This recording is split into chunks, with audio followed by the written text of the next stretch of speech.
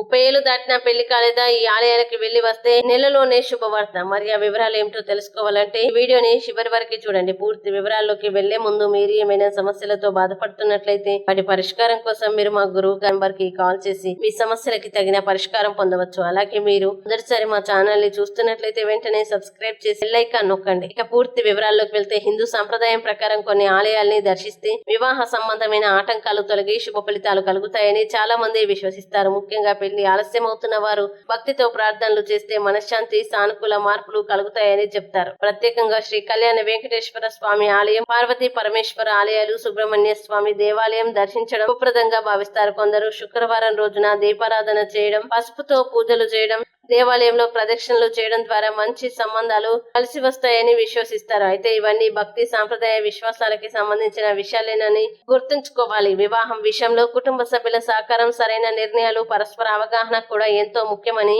పెద్దలు సూచిస్తున్నారు. ఈ వీడియో మీకు నచ్చినట్లయితే లైక్ చేయండి, మీ స్నేహితులతో షేర్ చేయండి. ఇంకా ఇలాంటి మరిన్ని వీడియోల కోసం మా ఛానల్ ఇప్పుడే సబ్స్క్రైబ్ చేయండి.